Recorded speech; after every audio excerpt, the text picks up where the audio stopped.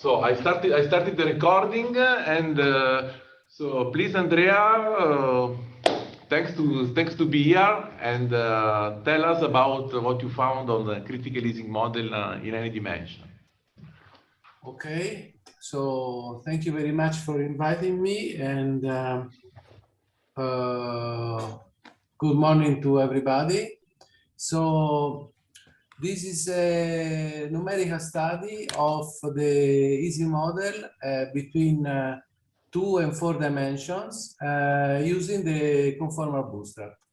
So we will see basically 3 kind of results, which are the can you see the pointer?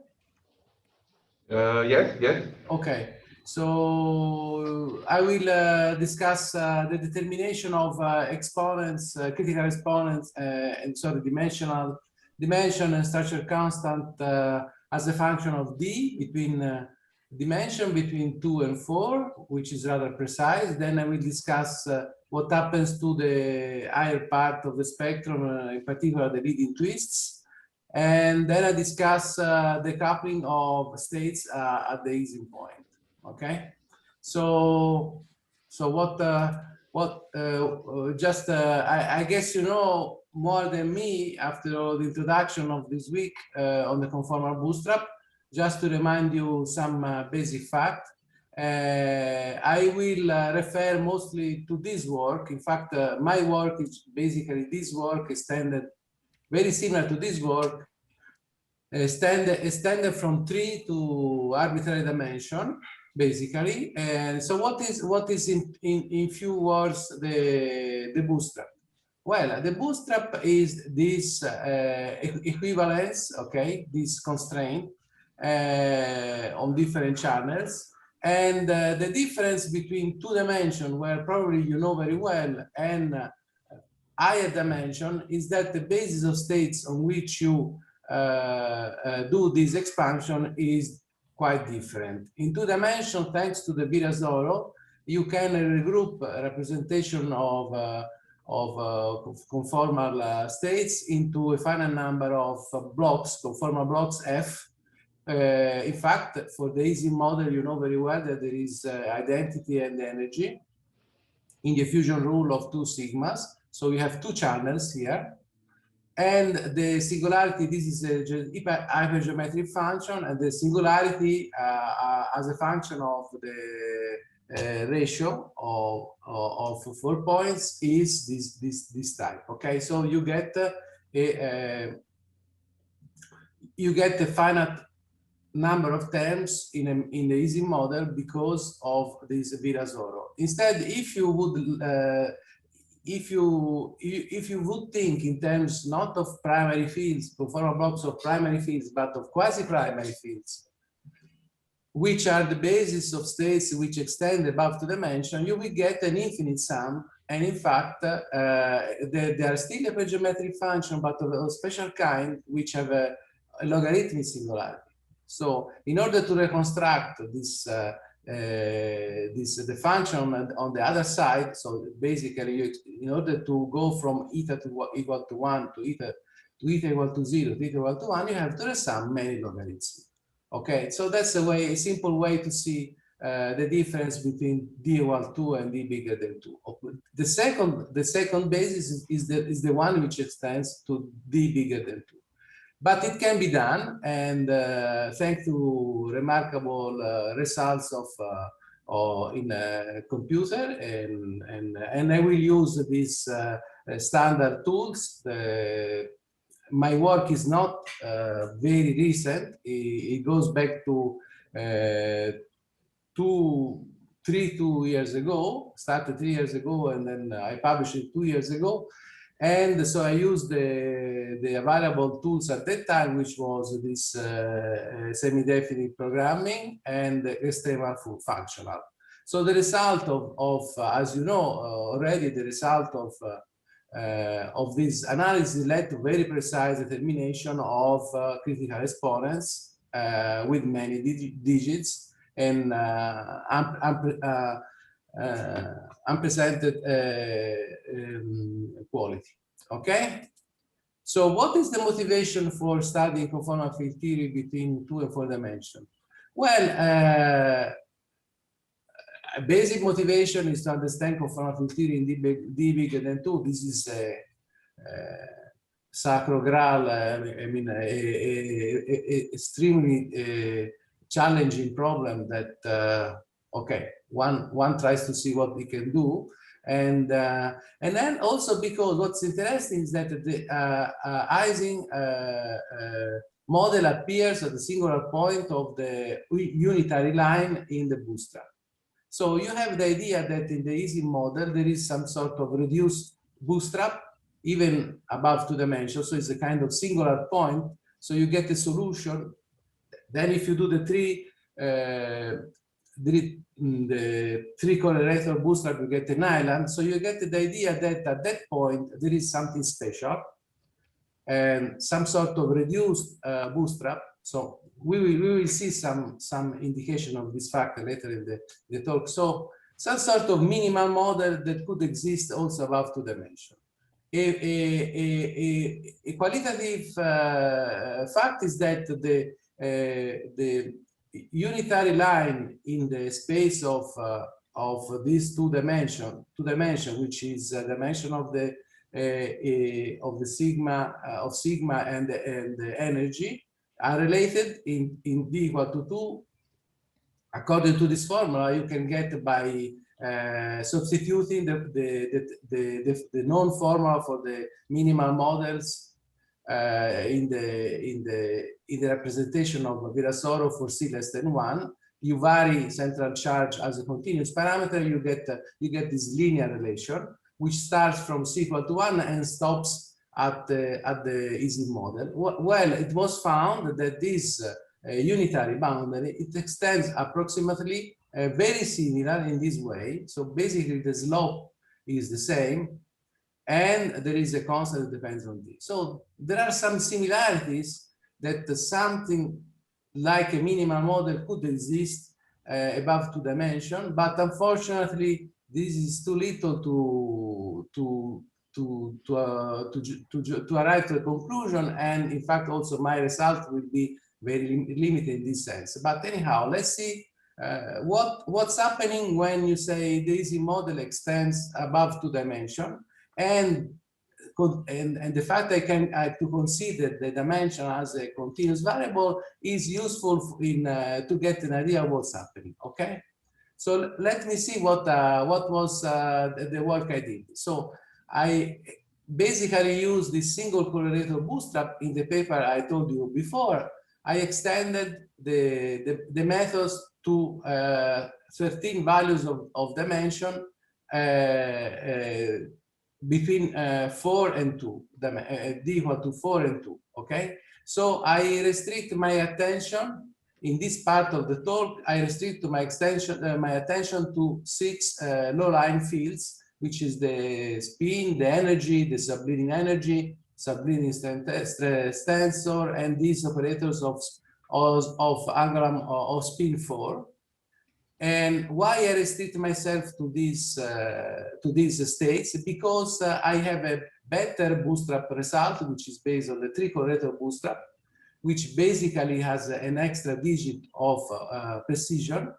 And so I could check in my calculation at D equal to 3 that this type of states are well represented, are well described in the bootstrap, because they check rather well with the better method. Okay, so I did not consider other subleading fields which do not pass this test against a better computer results. Okay, and so I study this the behavior of the dimension and the structure constant as a function of dimension, and then I made a fit in terms of y, which is 4 minus d. So it's usually called epsilon, but this is not to be confused with epsilon with energy. I call it y. Okay, so this is like an epsilon expansion. Okay, but so I get a fit.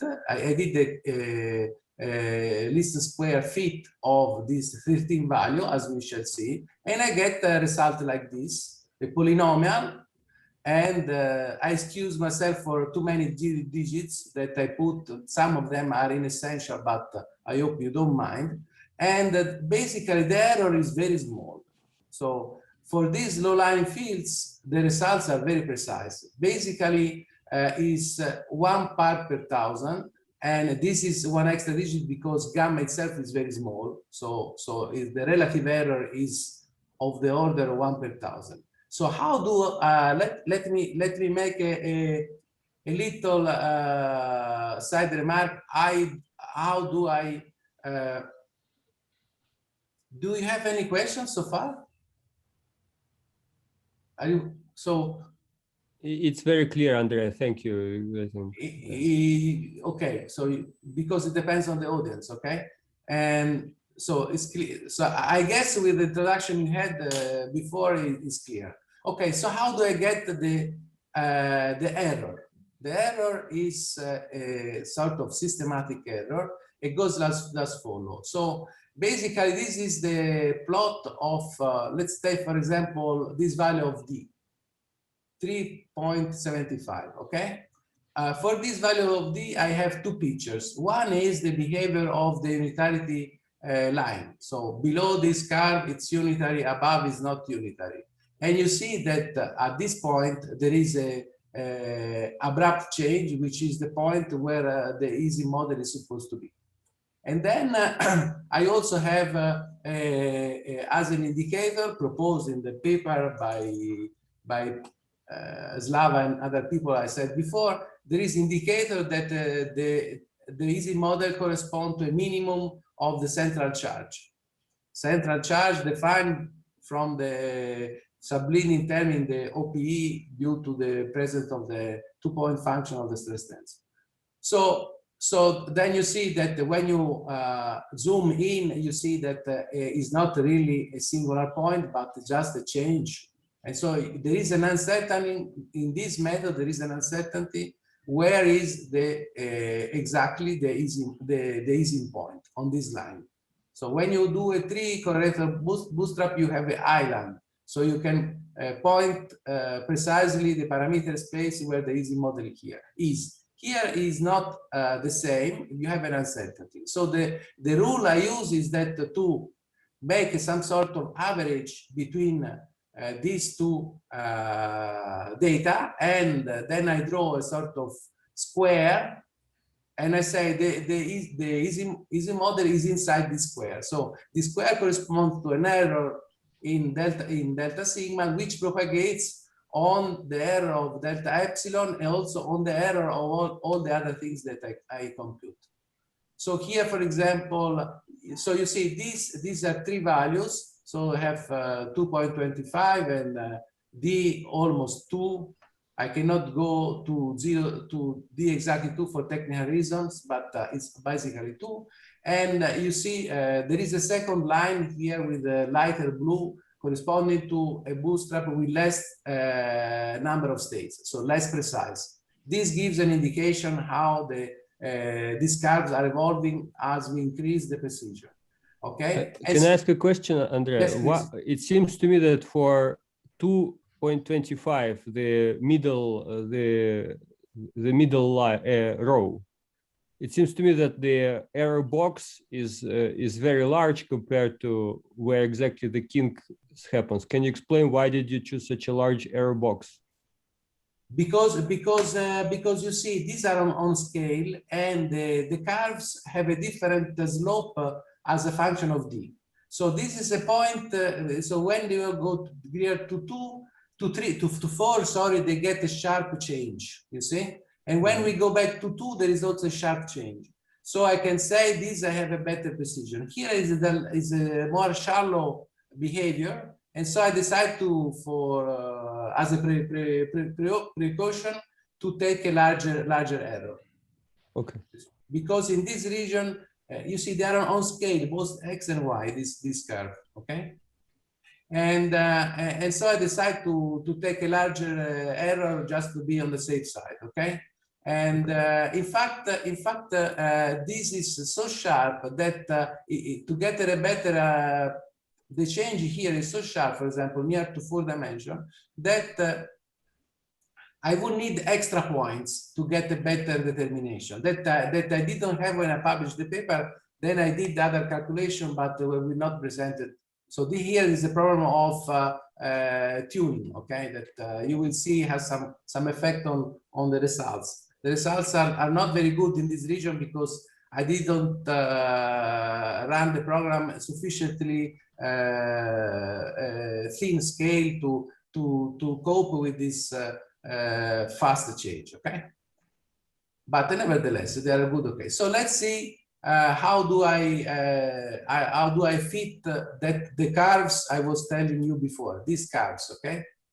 So because the error is very small, I don't plot the curve with the points, but I plot the difference between the curve and the point, between the fit and the point, because otherwise you wouldn't see the error bars. If I fit gamma sigma, the anomalous dimension, you wouldn't see in a plot, you wouldn't see the errors.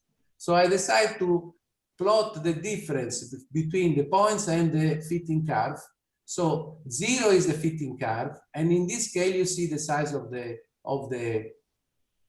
errors for the different values of D. And then I decide that my error overall, I can assign a sort of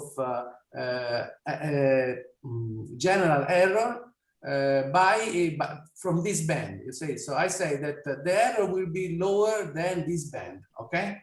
So this band is basically 1 per 1,000. Here is extra digit as explained because the quantity is smaller than 1. And here is 1 per 1,000, you see? And so the results are very good. And here you see that there are a larger error because I have less points here. So I did the coarser analysis of the parameter space for the lack of time, basically. But nonetheless, they are closer, these points are closer because I wanted to study the behavior near to, we will see later why. And so, nonetheless, the result is good. Note that the endpoint at d equal to 2 is not fitted, so it's a result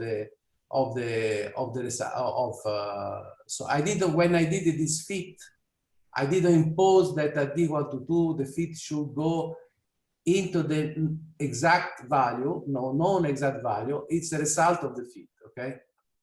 Okay, so I just impose a starting point at 4, which is a classical dimension, and then I run the fit and I check that indeed in the end the fit is good. Because are you going to comment on this no yes, sign please. of non-unitarity? You have Yes, it I written don't on see your slide. any sign of non-unitarity. The point. What do you mean by that? I don't see any instability of the routines. That's I don't see any sign of something that goes wrong. That's not a strong statement.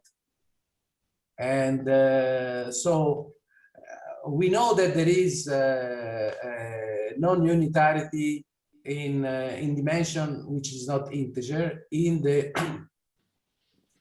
correlation function of some operators. There are these evanescent operators. You wrote a paper on this, so yeah.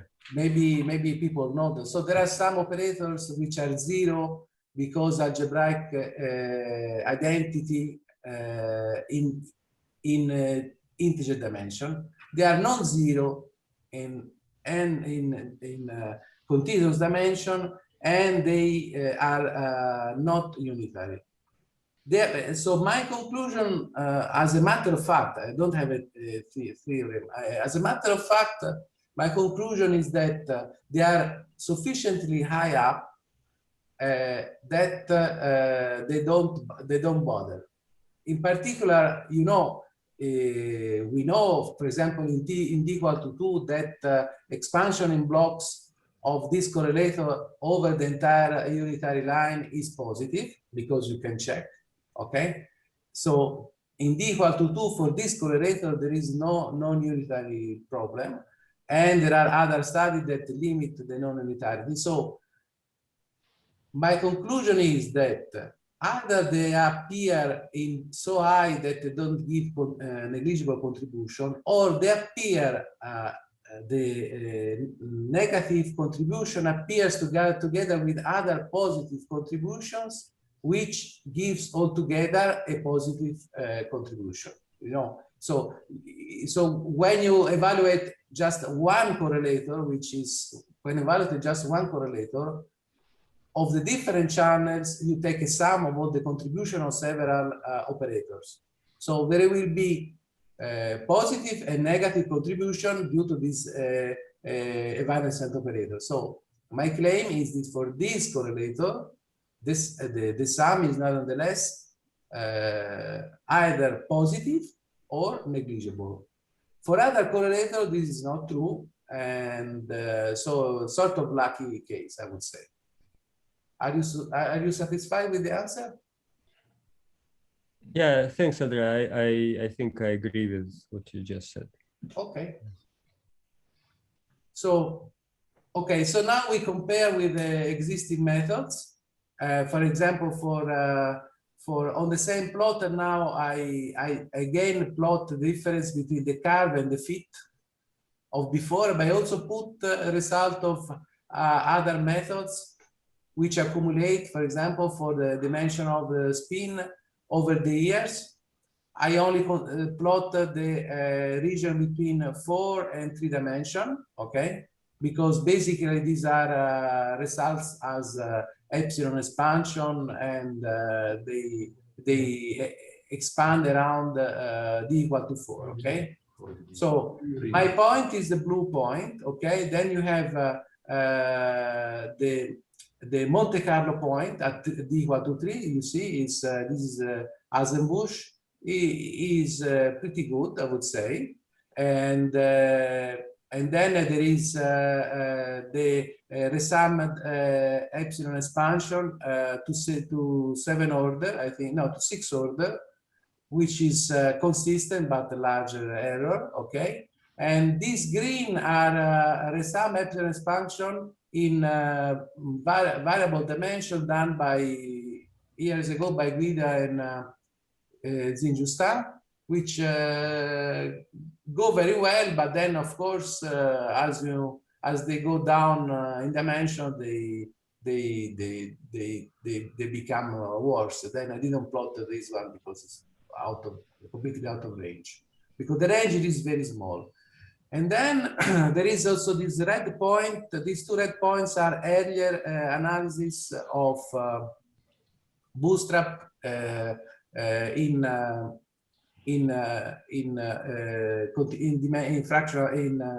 fractional dimension.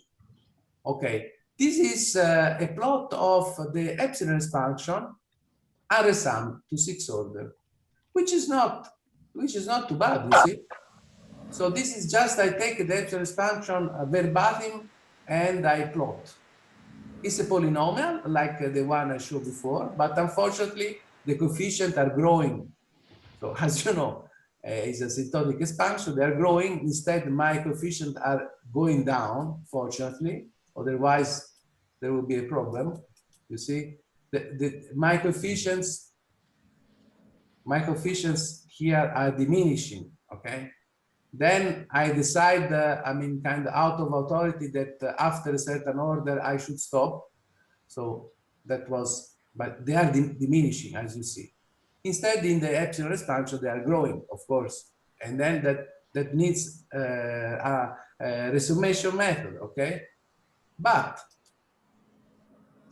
the unassumed sum is not so bad. You see, this is then it explodes, but you know, up to 3.6 is not that bad. Okay. Okay. Let's see now the same for the epsilon field. You see. So altogether, there is a very nice agreement with earlier methods within the errors they claim and I claim, and so I think the prediction I give is rather reliable. Okay. Let me also show you a subleading field. So when you go to subleading, then immediately the the quality goes down. So this is epsilon prime. Okay. And you see that now the error is a little less than 1%. Okay. Again, there is this I plot no, this is a mistake. So this is equal to 2. So this I plotted for the entire range. So it's not so bad. Andrea? Yes. Maybe there is on chat a question by Andrei Fedorenko that he was asking, could one take derivatives of the fit at the origin and compare with the epsilon expansion from the perturbative RG? Sorry, where do I see the chat? Okay, you should go to the Zoom. Okay, chat, yes. And can you see on this fit, which is on the screen, that the first order is already yeah. So can one take derivatives of the fit So at the origin and answer, compare with the epsilon Taylor expansion? No, you cannot take. You can compare the polynomials. But epsilon is wrong. You can see it on this fit here. Why the sign is wrong? The first order is wrong. You have a positive slope at epsilon equals 0. Yeah, this thing. Yeah, that's true. But that's true. There is a starting point which is not going. But you know, it's very mild. You know, it's you know, this is a very small on the scale. So why should that? So first of all, you cannot take a series expansion of the epsilon expansion. That you know, it doesn't make any sense. But this is not the point. It is. I don't know. I mean. I think if you know, there is no, you cannot take the limit of the series. So the series, the epsilon expansion never go to the function. Even when you go to d4 minus 10 to the minus 10. That's a mathematical point, okay? So no, okay, but this is mathematical point. But I think if you really want it as a proof of principle, I think in principle, I would say that by doing what you just did, including many more points closer to d equal 4, yes, one could perhaps make some contact with the epsilon expansion. That was not your goal in this study, but I think it could be done in principle. Yeah, that's true. Yes. So yes, so we don't see very much the slope of the function because this is a difference of the curve with the fit. So yeah, I could do yes, but this is experimental. Can you? Okay. Also, there is a question by Hugh Osborne. You can see. Yes, let me see. Does the sum epsilon expansion impose boundary condition at equal to 2? No. The summation method. Okay, there is an answer by the expert. No, the summation is done at any value of d independently. So it's an optimization that is done independently for any d value. So you could impose it goes to the exact values at d equals 2. But that's not a question to Andrea. That's a question to people who did the summation, like Riccardo Guide and Jean Zingersten, I think, imposed this. And then initial companies said that they did not impose it. So different people take different decisions. I mean, let's just agree that this is a good approximation, but it has nothing to do with the epsilon expansion. Which approximation? The fit, you mean? The fit. So these fit in all dimensions with some error bars, but it has nothing to do with the epsilon expansion. No, it's nothing to do. In fact, it also includes, in principle, non-perturbative effects. So the bootstrap is in principle includes non-perturbative effects, so it's completely different. Otherwise, my polynomial would not go so well. But okay, that's speculations. Okay, so what? So let me keep going. To have it at a convergent expansion, and the epsilon expansion is not. You still can extract the information. It's not a problem, but I mean, it's a very different analytic structure in these two functions. Yes. Should not be compared. Is a number, so a number you can compare. Okay. Yeah. Then Expansion is. Then the origin of this number is subject to discussion, but as a number I can compare. I'm an experimentalist. Okay, I have a method, Bootstrap, which has his own errors, systematic errors that I cannot really judge. I told you the way I estimate the error. It's personal. Okay, you can come to me and say, look, your data are off by 0.1 due to systematic errors that you don't even figure out. I cannot say no. Okay, it's a method with some undefined errors, and it turns out that it works very well. But it's experimental. Okay, what can I say? So epsilon function is another number. Then in theory, you make your theory behind it, or somebody will. Okay, that's my. You understand my point? The epsilon expansion is a branch cut for negative epsilon. And another comment I should make for Mikhail, that we can also give you. We did this together. In any dimension between 4 and 2, we can give you very precise resummation results from 6th loop. Yes, that would be great. Yes, but we will see that at present I cannot give you a good precise result for other fields. We will see. So what is the motivation? What is the interest of this data? Well, as we have discussed already, test epsilon expansion or other analytic methods that can use the continuous dependence on D as just to test. And also there are some systems in which, like long-range Ising, in which you can map the problem to Ising with continuous dimension.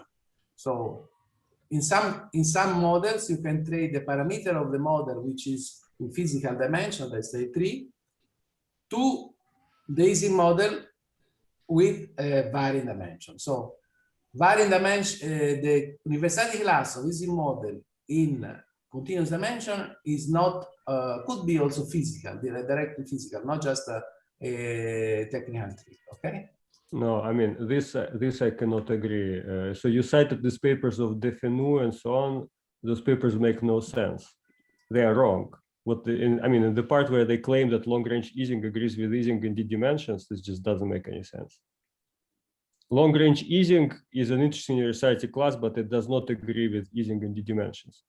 Because in Ising, in any D, there is a stress tensor in Ising in any D. But long-range Ising doesn't have a stress tensor, conserves stress tensor. So this can never agree. I also quoted you. Well, I wrote papers on long-range Ising, but I never said that long-range Ising is the same as Ising in non-integer dimensions. I never said that. Okay, this is wrong. Okay. There is a debate about this. No, this is wrong, because long-range Ising does not have a stress tensor, conserved stress tensor. That's very easy to check. And Ising in any D has a conserved stress tensor. Look, I'm not defending Defenu or somebody else. Just say that some people said this. I just mentioned, just to reference. Okay. And then that not my business, okay? Somehow. Also, the RG, I mean, there's a romanization of grad phi square, which you don't have in the long-range models. Okay, yeah. But we are still interested in Ising in general D, that's for sure. Sorry? We are still interested in Ising and general D independently of this connection with long Okay, so I'm happy that I am in a group of aficionados of the Ising model. And at this point, aficionados also like Ising model in a physical dimension because they are aficionados, okay? Great. So let me show you also the fit for the subleading operators that I consider, which were in total were 6. 2 we saw. Sorry, Andrea, can you show again? I was asked here if you can show again your Y expansion. Yes. Sorry to interrupt because Oh no, it's a problem. Okay. Yes. Okay, fine. Thank you. Okay, it's fine. We are happy. No, c'était linear. Okay. So this is these are plot for the subleading fields. So at this point the errors are bigger, and so you can see them on the plot. This is just for fun, and you see, and so both in this region near 4 and in the region near 2, there are bigger errors because of the lack of data, not because the method doesn't work. The method works very well everywhere. Of course, when you go to subleading, immediately the precision deteriorates rapidly, okay? And these are also available epsilon expansion, not at the precision of the previous one, but okay, they are not so bad. Okay, now we go to the structure constant. It turns out that the structure constant are even better, I would say, because the precision is 10 to the minus 4, or in this case, for example, is 2 to the minus 4, and this is less than, because these are a number of order 1. And okay, again, I have a bad result, slightly worse result on this scale, of course, because of the lack of data between in this close to d equal to 4 and close to d equal to 2. But not because the method doesn't work, because you see, at d equal to 2, I did more analysis and I get a very precise point. And so the structure constants somehow are even better than the dimension. I don't know why. Probably it's because it's the quality of this extremal functional method that works better. I don't know. Anyhow, so let's so this is a fit of the structure constant of subleading fields. So you see they are better. And here there is an epsilon expansion, which is not really epsilon expansion. They do some mixed bootstrap and epsilon expansion method, and it works surprisingly well in this case. I don't know why. So they consider this case. This is a leading twist with a spin 4. Okay. So anyhow, so let me keep going. Now we discuss the leading twists, okay? So this is second subject. So from what I said, you may got the impression that the dependence of the structure of states is smooth, but in fact it's not. So the low-lying states change continuously, but the higher part of the spectrum changes completely and in a very dramatic way. And we cannot see numerically the higher part of the spectrum because the error is very bad. The error is, they fluctuate a lot, okay? So I can only give you qualitative results.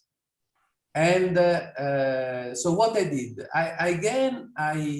I plot the points as I get them. So as I told you, there is this window in which I say within this window the Ising model should be. Then I have a number of points for each observable. I have a number of numerical points for each in this window, and I plot all of them. So if I would, because they fluctuate very big, I cannot put the error because the error is as big as the signal. Okay, but can I ask a question? Yes. So I'm a bit confused about your d equal 2 data because I see some points which are below the unitarity line. Aren't you Yes. imposing the unitarity? So you shouldn't be no operators below unitarity line. Here. Yeah, what is this points, blue point below the unitarity line in d equal 2? No, there is no. This is d equal to 3. This is a function of angular momentum. We are discussing this plot. Yeah, and so why are there points with negative gamma L? Wait, so you're going ahead. Oh, sorry. Going Yeah, ahead. sorry, You're going ahead. sorry. So what do? So I take these points. I don't pretend that I take literally the points. I don't give error to them. And then I compare my points with the precise three correlator bootstrap at d equal to 3. So this is a check of the result, my result with this blue curve, which is the three-dimensional precise data. And so what is the issue here is the leading twist is a smaller dimension, the field with smaller dimension for any value of spin, okay? So there is a classical part, which is big, and the anomalous part, which is, as you see, of order few percent, which is small. Then the behavior of this higher spin is completely different between 2 and higher than 2. In 2, they all have a vanishing anomalous dimension because they fit into a Virasoro tower of states, and so everything is determined by components of the Virasoro generator. So it's 0 in d equal to 2.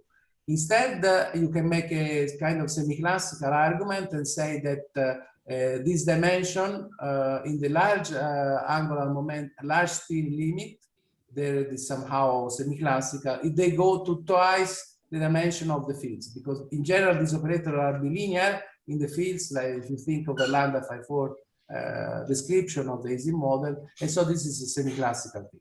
So this is this curve. So this is the asymptotic value, okay? And you see that the best result in 3 dimension, they describe a curve which is convex and approaching asymptotic, approaching for large L. So for large L for me is up to 22, okay? So you see that these are my points, and what are the points? There are some points that fit very well, but so for any value, there can be several points because the raw data within this region I took as an indicator of my this span in the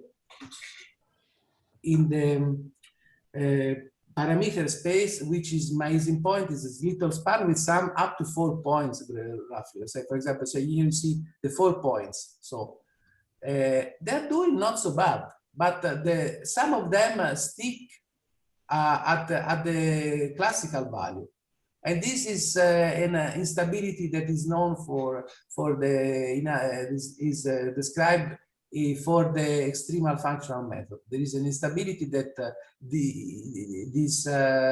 between the solution which would be classical and the solution which is somehow with the anomalous dimension. So, but apart from this, as a qualitative indication, this test at d equal to 3 tells me that these points are not so bad to describe this curve. At least there are no points above this curve. That is something. So why these points are below 0? Yeah, it's a numerical error. I don't know. What do you think? This is Miguel Palch. Indeed, as Slavo was saying, these points, if you run the bootstrap correctly, they simply should not be there because you should never allow them in your spectrum. But the other comment is that probably if you do an average, in cases where you have, say, 3 operators at a given spin, if you average them according to their OPE coefficients, then probably the average will get pushed to the right place. So I'm saying that the points that lie on this blue curve, probably they have much larger OPE coefficients than these other operators which are sitting at unitarity. Okay. So anyhow, I just a qualitative thing. I like that I somehow close my eyes for the one that do not fit, but I see that there are some that more or less fit. So what is the purpose of this? You will see in the next transparency. Okay, just a qualitative indication. So this is a plot of these same points as a function of the dimension. So the color, the value of the angular momentum now is a color. Okay, so if you follow, for example, at d equal to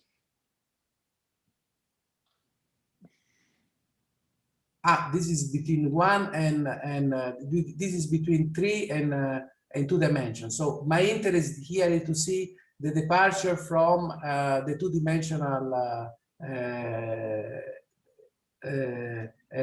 conformal theory. Okay, so this is a plot between 3 dimension and 2 dimensions. So so here it will be very good. So you see, for any fixed value, if you follow the colors, more or less, you see that these pointing are growing with angular momentum. They go to the asymptote, which is 2 gamma sigma. Okay, the asymptote is not really 2 gamma sigma. Is that curve we saw before, but nonetheless, you see that they are going to this. Okay, so this is a behavior for d bigger than 2. In particular 3, which we just saw, okay, and in 3 dimension we just saw it, okay, and you see that this asymptote is getting worse as I reduce the dimension, okay, so this is 2.5. They still tend to approach to this value, but a bit less. And then below, you see that they gradually move out of the asymptotic behavior and they converge to 0, which is the 2-dimensional result. Okay? So this anomalous dimension, they very, would say, happily go to the Virasoro tower above below 2.5, more or less. Dimension 2.5. So this is a kind of crossover between the higher dimensional, between 2 and 2.5. There is a crossover, I mean, qualitative crossover in the behavior of this higher spin between higher dimensional and 2-dimensional. You had a question, Slava? Well, I think that it's so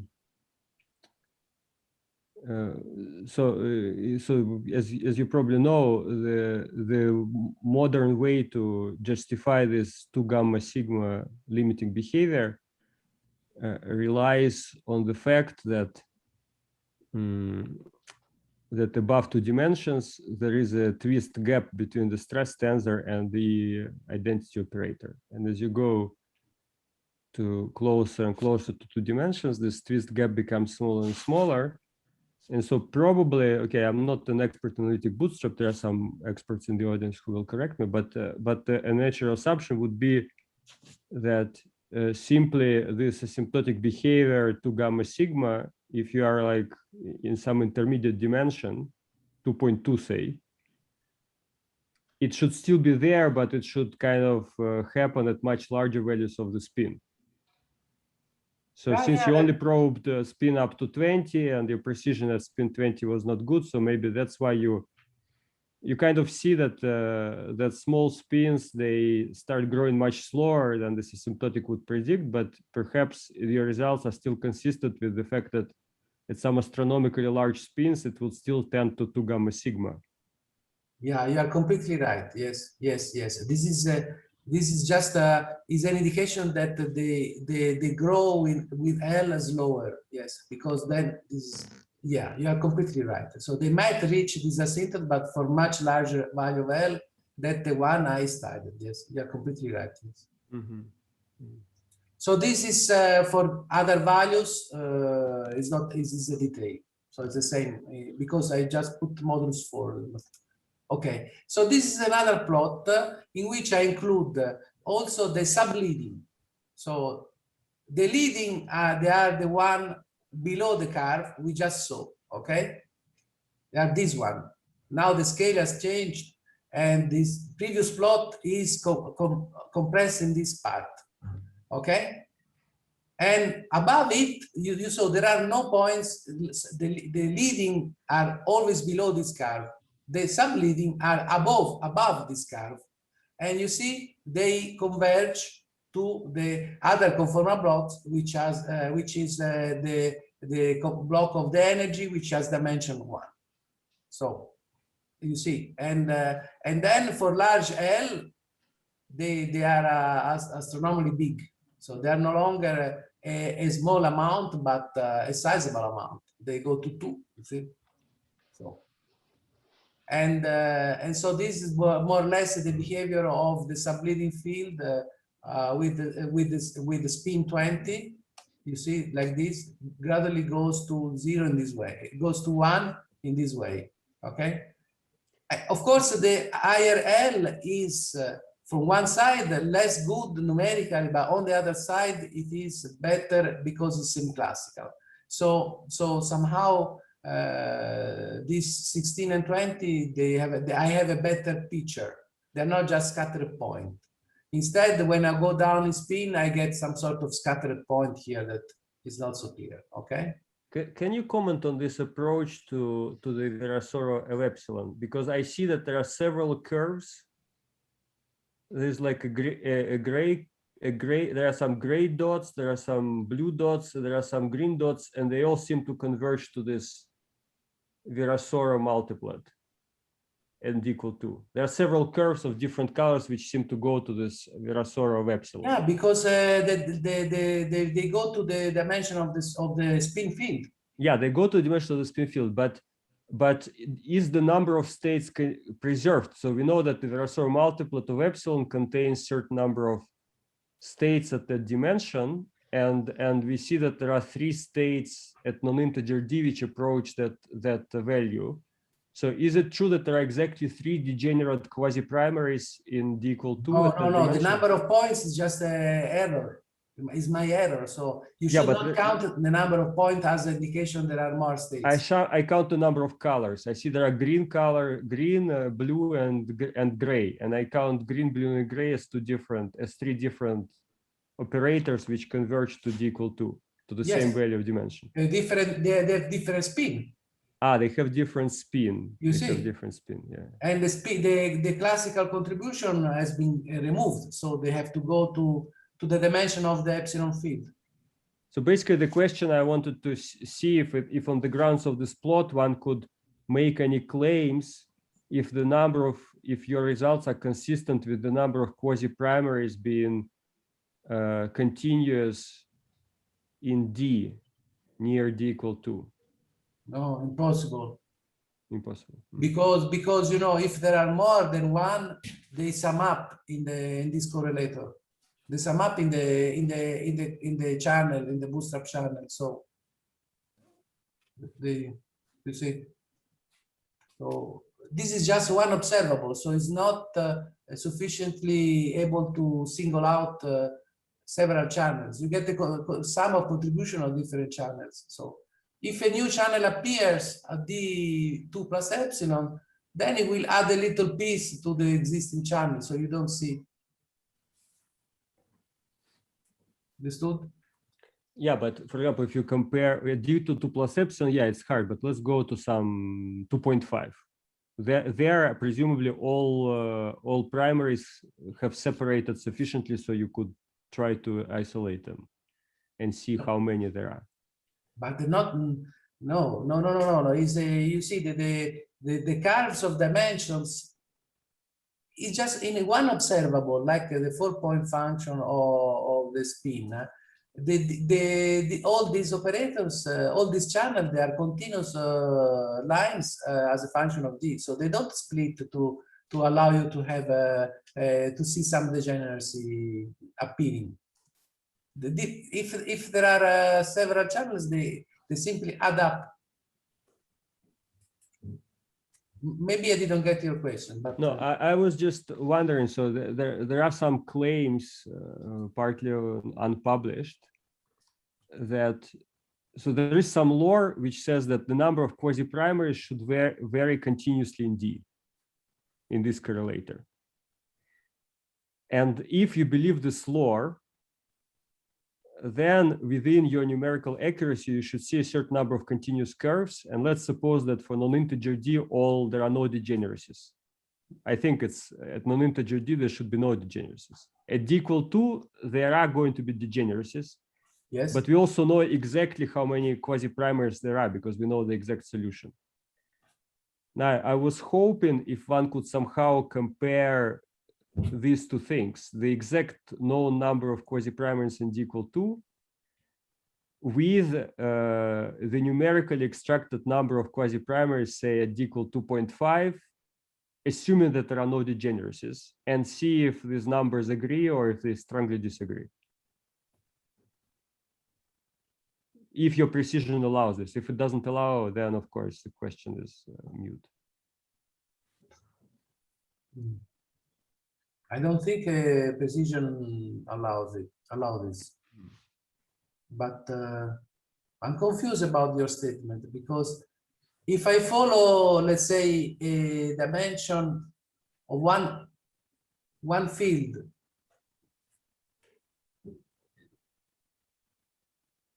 I should see a branching of this. Well, not at non-integer D, probably not, but perhaps some operators. Well, anyway, we are hoping to have a discussion on this on Monday. If you can attend, there's going to be Wen-Liang Li will present some of his unpublished results on this. What time? At 11:30. Okay. Yeah. Well, okay. So my conclusion, okay. So my conclusion that was just falsified by Slava is that I see some big deviation of the between the D bigger than 2 behavior around 2.5, but just Slava gave me an explanation that this statement is wrong. So now I go to the coupling of states. This is the last topic. I hope you will allow me some more time because of the many questions. And so Yes, don't worry. okay, so what's the point? The point is that, as I said in the introduction, the Ising model is a minimal model. So is a bootstrap in a very reduced number of states. So many states are decoupled in 2 dimensions, okay? Of course, there is this cut stable construction that you may know, that you declare that you check and you declare that the Ising model is only the fields inside the table, and you discard all the others. Only the primary field inside the table, and you discard all the others. Okay. So how could I test this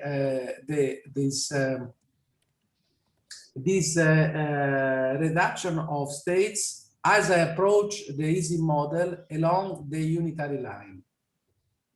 Okay. So how can I check? Well, for example, in D equal to 2, I can plot the structure constant in the expansion of the known 4-point correlator of 4 sigma and see that many of them is, I know this function as a function of C, okay? And for example, I can study between the tricritical and Ising and Ising. And as a function of C, I see in 2 dimensions that many of the structure constants that appear in the 4-point function goes to 0. Okay? They goes to 0. And so in the Ising model, there are less states. Okay? So then I want to make this is just an analysis, but then let me do a counting argument, which is somehow more general. As a counting, I can, in 2 dimensions, I can count the number of quasi-primary states, so number of the blocks that remain, that extend above 2 dimensions, but by analyzing the characters. This is a trick that was invented by Zamolov. Okay, so I count the number of how many channels there are in 2 dimensions as a function of C. So in particular, so in the T-critical, there are already many channels that are not there with respect, for example, of a bosonic theory. There are far less channels. So here are the number of channels, number of semi-prime, quasi-primary fields as a function of dimension and angular momentum. You see that in the critical Ising, you have several zeros. Okay, so there are already a restricted number of states in the Ising model. And so these can be obtained by analyzing this OPE, okay, this OPE, and from the characters I can get these numbers, okay. Then I want to make a necessary condition. If the number of channels in the Ising model, for example, okay, but there is a okay, let me continue and then analyze the chat later. So what's the point? The point is that if in the critical Ising model there is a non-vanished number here that becomes 0 in Ising, it means that in this channel, for this value of dimension and angular momentum, there are no channel available in the Ising model. So this tells me that this state should decouple, okay? In going from the critical to Ising, it should decouple.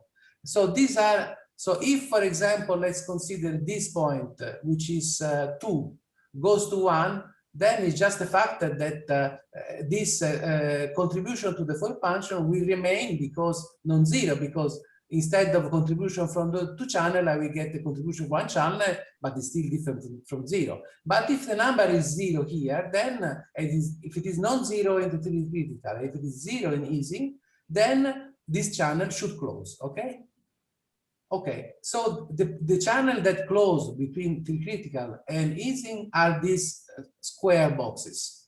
You see, this exists here, but not exists here, and as well. Okay, so these are. Can I ask a question, because yes. I missed somehow. You brought critical Ising to this discussion, but you never talked about critical Ising before. How you extract the critical Ising in D larger than 2? From what bootstrap analysis? It is coming. It is coming. Okay. Okay. So this is analysis in 2 dimensions. Okay. I can study this decoupling as a function of or continuous function of C. So there is a trajectory between critical and Ising.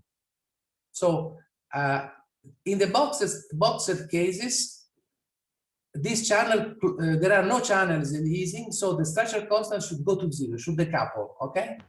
So they are the boxes cases. Then the number is how many there are. For example, for example, here 2 goes to 0, you see, okay? Okay. Then the color is black is well seen numerically. Magenta is not so well seen, but is seen. And red not seen at all. Okay, so I don't see in the spectrum this because it's all about subleading the fields. Okay, the leading twister here are on the diagonal. They're still there. They don't disappear. Okay, so it's at the limit of my numerical precision. So after the analysis, I come up with only a possible case that I can test numerically, which is this subleading at level 2, and disappears simply because of the fact then when you go to Ising, there is this equivalence in the cast table between these 2 fields. So this is the energy field in the T critical, and then which has dimension 1, and so in the critical Ising is as a null vector at level 3, because the first null vector is the product of these two indices, you may know. So this is as a null vector at level 3, but when you go to Ising, it is equivalent to this, which has a null vector at level 2. Okay, so this explains why this 0 appear, because it's a null vector at level 2, so it's a spin 2 and dimension 3 because epsilon is dimension 1. Okay, so it's this point. So okay, so I out of this, my data only tell me that I can test this decoupling as I go above 2 dimensions only in one case. I mean, with sufficient accuracy. So how do I map this problem in above 2 dimensions? Well, I say that I map this behavior in 2 dimensions into the unitary line above the Ising model. So on the right of the Ising model, that's my map.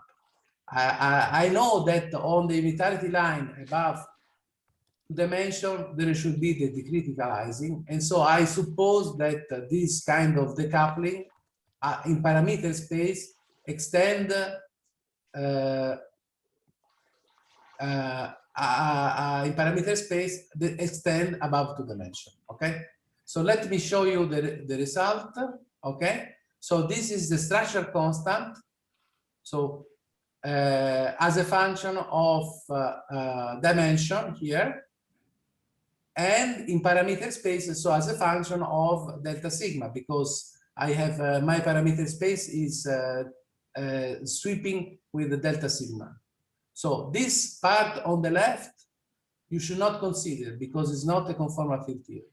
Okay, this part on the right is the unitarity line above the Ising point, which is 0. Okay, in a scale dimension.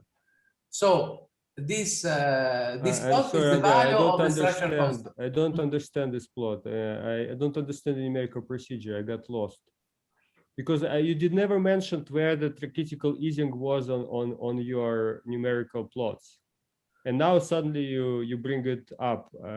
And I know where it is in 2D, but where is it in d equal non-integer d?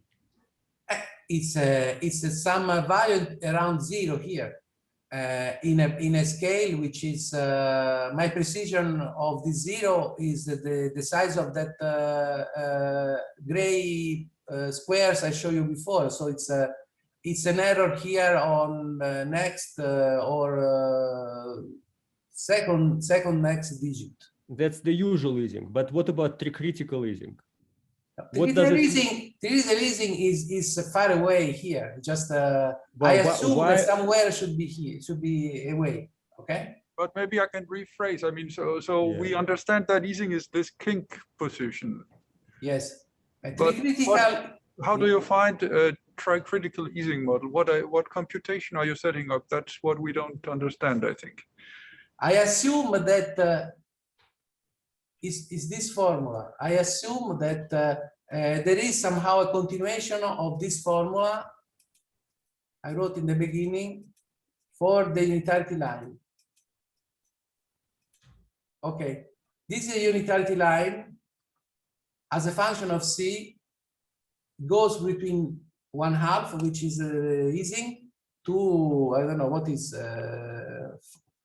4/5, which is I don't remember 310, which is the so I know where on this line there is the critical model. Okay, analytically. Then I suppose that somehow this also maps above 2 dimensions. So basically, you're assuming that the critical Ising, you're assuming that the critical Ising also saturates a single correlator bound in any D. We know that in D equal 2, the tricritical Ising saturates a single correlator bound. We know that's by inspection, and you're assuming that it's true for any D. Well, I mean, presumably for D less than 3, because 5 to the 6. Yeah, this is a step, this is the idea, but you formulate it into a stronger version. For me, it's enough that I can move away from the Ising point in some parameter space. And I discovered that in this parameter space, there is a non-zero structure constant that goes to 0 as expected at the Ising point. Can I reformulate? It seems like you are maximizing the gap, and you are reading off the spectrum in the neighborhood of the Ising king, and that's it. Yes. I think this mention of tricritical is just confusing and it's irrelevant. In this plot, It's irrelevant. you are just deforming away from the king, and you're seeing if something special happens at the king. So I just had a question. You say that this is the OP coefficient of an operator with delta equals 3 and L equals 2, but this is you're saying that there's always an operator with this exact dimension in any D. This seems unlikely. No. This is a labeling in D equal to 2. I use the D equal to 2 structure of states as a guide. You see. So you are just calling it. You were just calling it delta equals 3 and L equals 2, but actually, this is not true. Dimension. Yes. Okay, so it's just a name. So I know what is the pattern of the decoupling of states at Ising in D equal to 2. I just described it to you. Then I say, let me go above 2 dimension in some unknown or not well-defined parameter space around the Ising point. Do I see the same decoupling pattern or not? And basically the first answer I cannot see. Then I can see one case. And in one case, it is true. That's my plot. It is true, and it connects to a decoupling in 3 dimensions that Slava and collaborator had seen in their paper. Okay? So it goes through.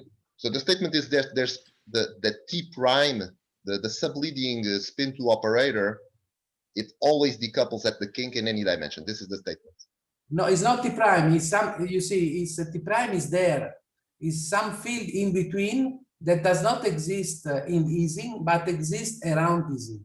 You see, this O32 is a field that exists not in Ising, does not exist. You see, so yeah. You see, the T prime is here as dimension 6. Yeah. It depends what you call T prime. Yeah, sure. Okay. Okay. So yes, so how do I conclude that this is indeed vanishing? Well, it's vanishing within the experimental procedure, because basically when I consider the structure constants of subleading fields like this, they basically go down of order of magnitude away from the Ising model.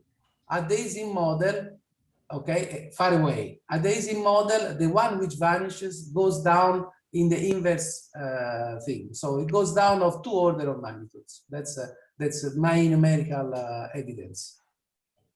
Something that away from the Ising model is there and somehow follow this natural pattern now has a, so this is a log scale, okay? So, and in fact, this is a very narrow thing, then the thing grows a lot far away. This is just a narrow region around the Ising model, okay?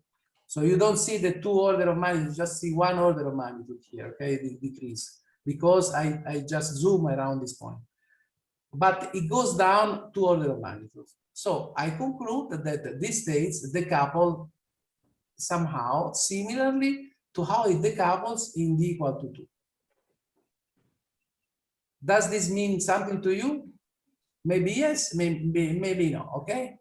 So in some sense, this is surprising, but also expected, because it's clear that the Ising model is a special bootstrap solution, so isolated point. So there should be a special solution with the reduced number of channel open, with a large number of channels which are 0.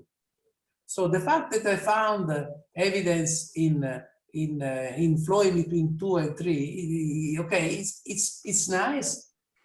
You may like it, this plot, but it's kind of also obvious because there will be many this type. Okay, so the problem is not that there are less states in the Ising with respect to a generic of Frankfurt theory. The problem is how to formulate this. Okay. So then I arrive to my conclusions, okay? So Basically, I cover 3 topics.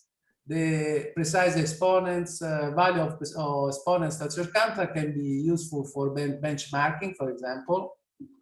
And here I would say that epsilon expansion is better than expected. So that's my personal feeling. Leading twist, we see the behavior of the fact that also obvious fact that higher up they acquire in angular momentum, they acquire huge anomalous dimensions. And then this single evidence of a reduced bootstrap that okay is could be just a red herring, I don't know. And for what concern perspective, then I really have question marks, and maybe you have much better idea than me. So so that's the Frank. That's I mean. To tell the truth, I don't really know how to proceed. So I can improve certainly the quality of my data. I have data for checking the better check of the epsilon expansion near 4 because I have better data, and this can be improved. For example, as we said, we can go to very tiny dimension, very close to 4 and so forth, but if somebody's interested, maybe we can do it, but that's all. Thank you very much. Thanks, Andrea. And so we have had a lot of questions during your talk, but if there are other questions? Yes, questions. One, as you know, there is an epsilon expansion in 1 plus epsilon dimensions for the Ising model. Can you do this between 1 and 2 dimensions?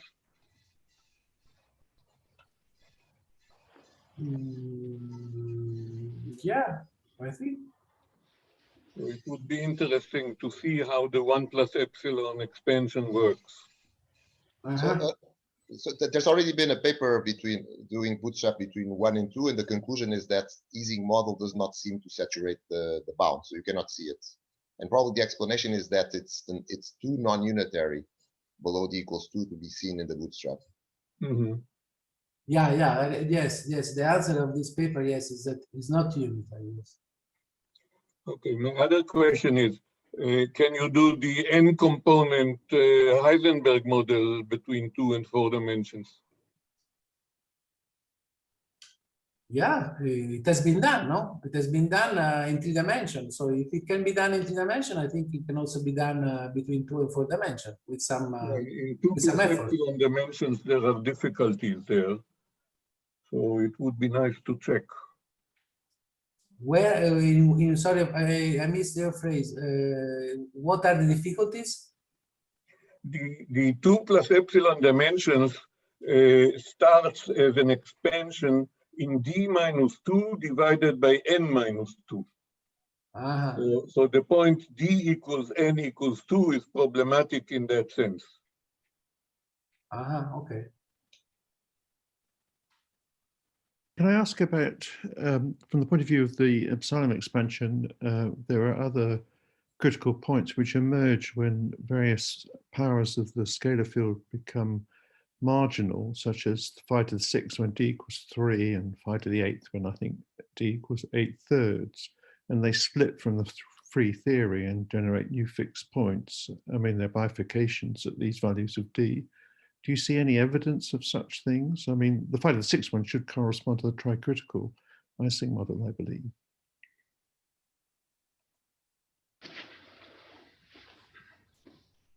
Yeah, if I could pinpoint the tricritical Ising in that parameter space I'm using, and that's difficult because we don't have an argument to find where it is.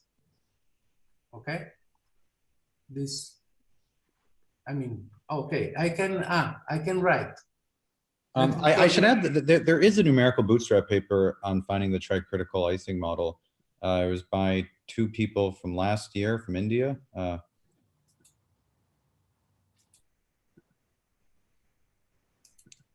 I mean, I guess I can post the paper in the chat.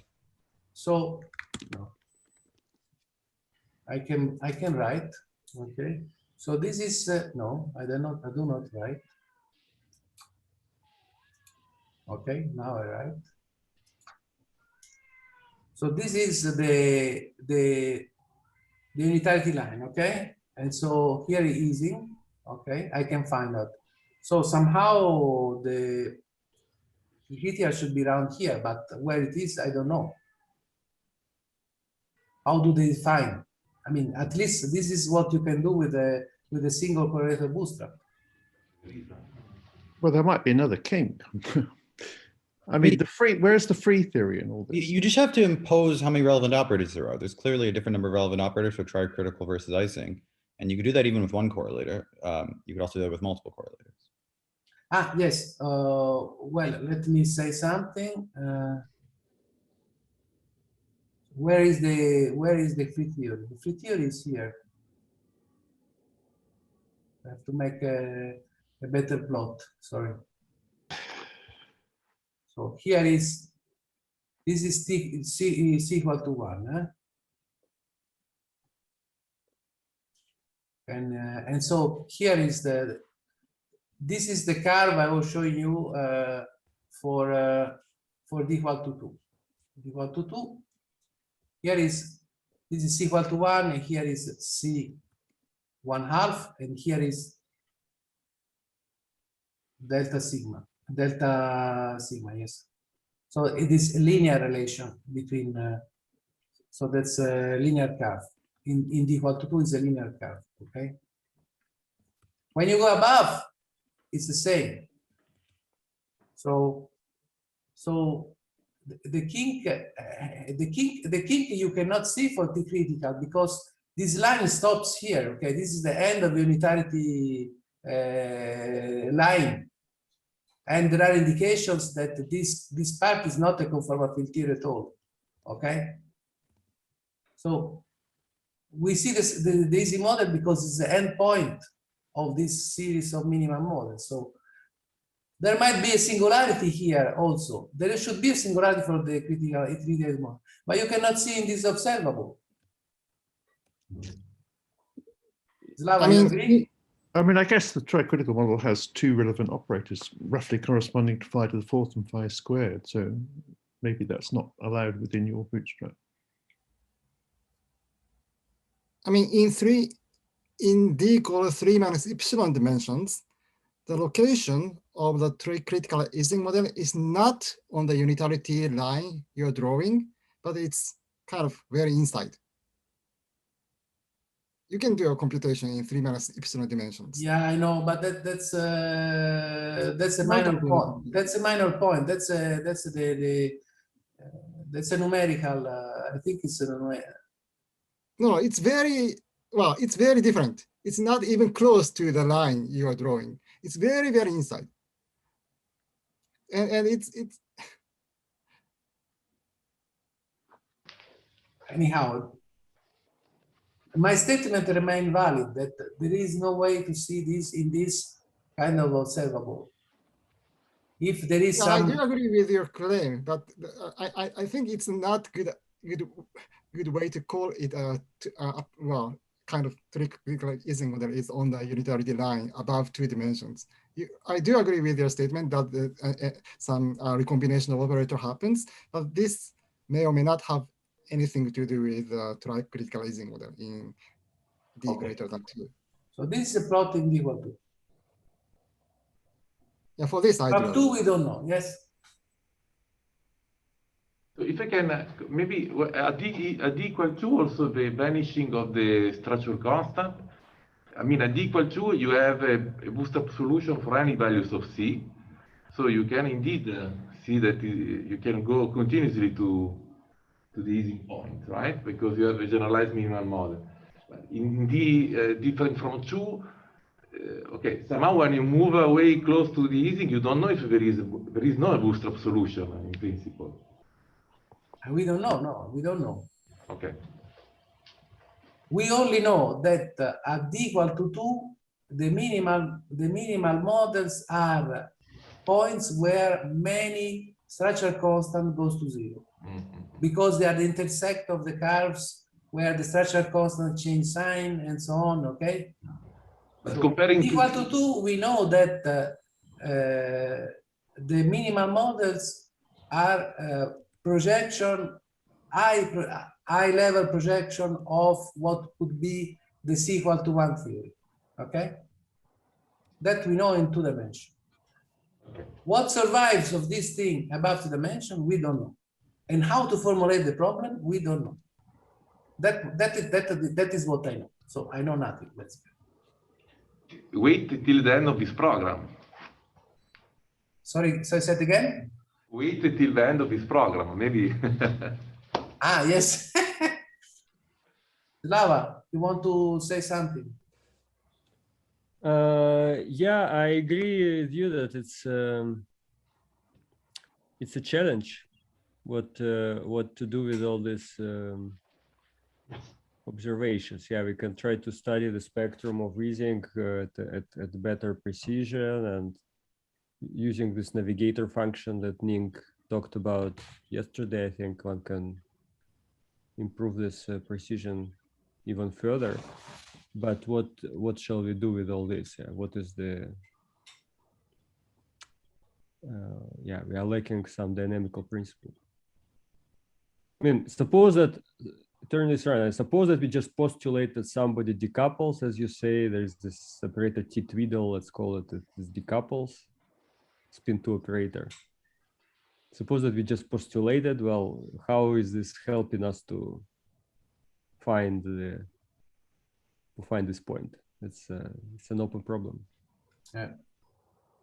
So I think that is related to the fact you can isolate the island by single correlator.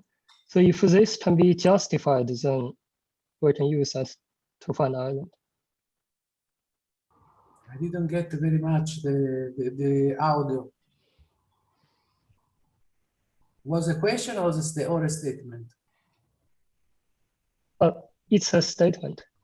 You can use this fact to find the island using single correlator. I don't get it. Maybe some got the statement. So because this operator decouple, you can put if we can justify it analytically, then we can put in a gap in spin 2 channel in single correlator bootstrap, and in that way we can find the island, even use single correlator. This was already done, right? In the original 3D Ising paper, this is precisely what we were doing. We were putting a gap to that operator, and as we increased it, the allowed region shrank, and it led to some tip where the Ising model set. But we couldn't get an island though. So, but yeah, I think. Sorry. In the original. Disappear. Was in spin 0 only, and then Ning's paper added a gap in spin 2 as well.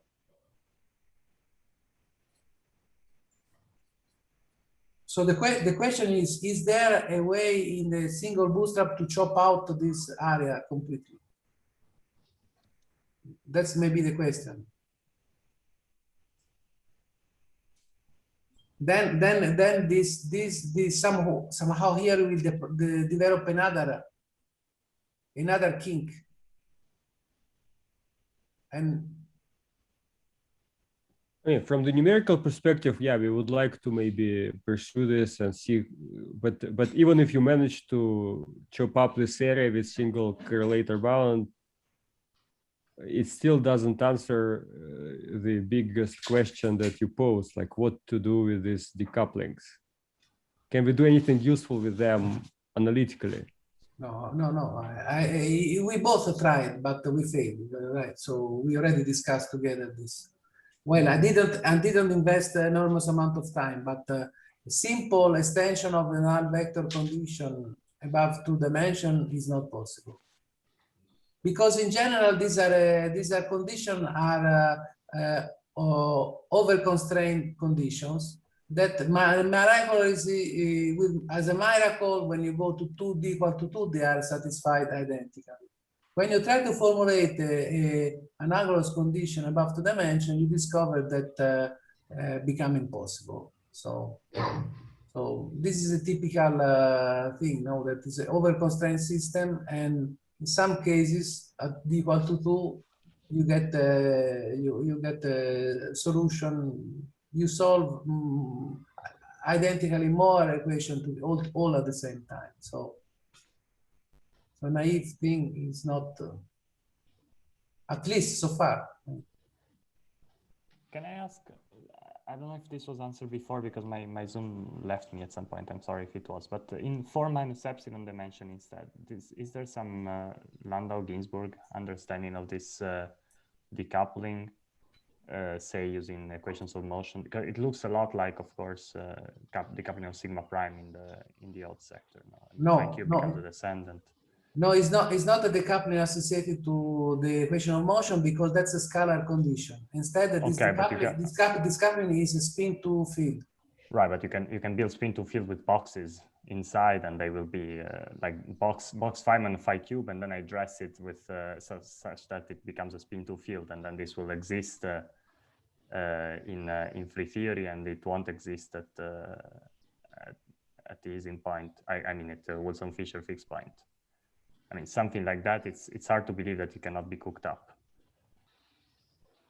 Well, I tried to cook up something for a limited amount of time, and I didn't get anything, because in general, you get a system that does not have solutions, only has solution in 2 dimensions because several equations become degenerate. So it's a over-constrained system that becomes immediately, I mean, at a certain point, miraculously solvable. You see? Okay. And so, but I have to admit that I don't have a strong statement because I spent on this problem very little time. So, you know, as usual, when you start the problem, the first few months are just garbage. So I am in this level that I devoted to this problem a very small amount of time to make any sensible statement.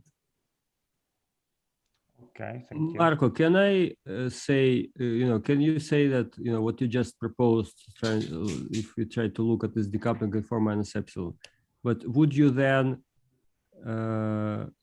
have to, first of all, explain what is this theory which corresponds to the upper, to the line above the kink, say, in 4 minus epsilon dimensions? Yeah. So I mean, of course, this was like a question to understand a bit where we stand. But okay, one idea could be okay, this is a bit of maybe it's a stupid naive idea, but one idea would be to try, if you have like some Lagrangian understanding of this, you could try to deform the theory. Like, let's say adding more fields, for example. Exactly, adding more fields, and then you would probably like to avoid to have other decoupling. So you would like to add some non-local things, so that you don't have other equations of motion. So I don't know, let's take Ising and couple to some mean field theory or something non-local. No, that's not allowed. Because if you do this, you will lose the stress tensor. But does the stress tensor, and the stress tensor exists along this line of solutions? Okay, the spin 2 is true. You don't, you always have the spin 2. So then it should be local, but it should be somehow another. Yeah, the equations of motion should kill something else. So if you actually, I don't know, does it exactly exist in spin 2? I don't remember if it exists exactly or not. In d equal 2, it exists exactly along the. Perhaps Andrea, you can tell us if you deform if you go away from the kink in non-integer d. Or in d equal 3. Can you remind us if the spin 2 guy, if the stress tensor always survives in this deformation, or you immediately get something which is not conserved? No. These states exist. These 3 states exist for any d. Yeah, but but T, the guy you call T here, does it have the dimension d? So the Ising model has dimension d, it's conserved. But if you depart from the kink, does it still have dimension d, or does it have a small anomalous dimension?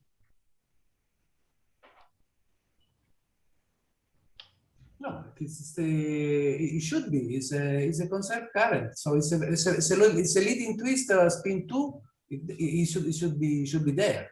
I think Andrea is reading off the spectrum by minimizing the central charge, so it has to be there. Ah, I see. Okay, sorry. Thanks, Miguel. Yeah, that was a very good good observation. Yeah. Yeah. Okay. Well, then going back to Marco's suggestion, we could try to deform the Lagrangian, couple to it something, but we have to do it in a local way and see if indeed we can manage to deform the theory. I don't think it's known how to do this. I mean, I have a general agenda to suggest, which is crazy idea, is that the Ising model is an isolated fixed point. So it's a special solution of the bootstrap. In terms of conformal bootstrap or conformal structure is a special solution. So in this sense, also other isolated points are special solutions. And so necessarily they should have a reduced set of states. So, yeah, so that's a trivial, although maybe, but almost trivial statement. Yeah, then of course one objection to what I just proposed is that if you have any deformation which has a Lagrangian, it would automatically be crossing symmetric. So you would have to explain why this solution, I mean, why this solution is there in the single correlator, but then disappears in the multiple correlators. You could get around this, but if it had more relevant operators, right? The island is only there and there are extra exceptions. Right, right. Well, we know, for example, that the long-range Ising model, indeed, it starts, as was nicely demonstrated in the work by Connor Behan, that it's indeed, it's a line of theories which starts from the Ising and then it goes into the allowed region in the single correlator plot. But that deformation is not, doesn't saturate the single correlator bound. And also it's non-local. It seems like a good starting point to study this problem is just simply to set, say, d equals 4, and then look at what the solution to crossing looks like close to unitarity, because it starts off being free. It still has a stress tensor, and it's some deformation of free theory. Mm-hmm.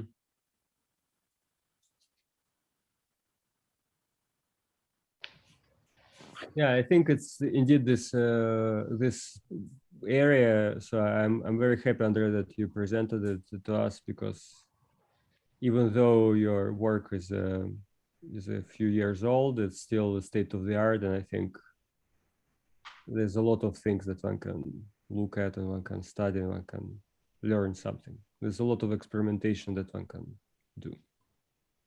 So I think other people, I hope other people will also pick up where you left, and we'll certainly learn some interesting things. Okay, so I received your benediction. Well, you or younger people, because you already did some important work. So it's of course, if you have strength to continue, it's great. But if other people who are hungry, I would love, you would love to find something in this field. However, it's such a difficult field that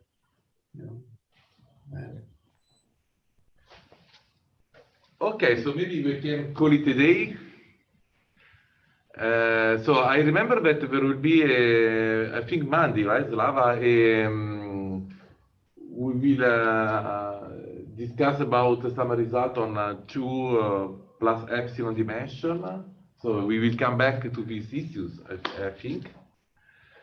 And so I can, I thank Andrea again. Thank you for his nice talk, and he has also had the benediction, and everything is great.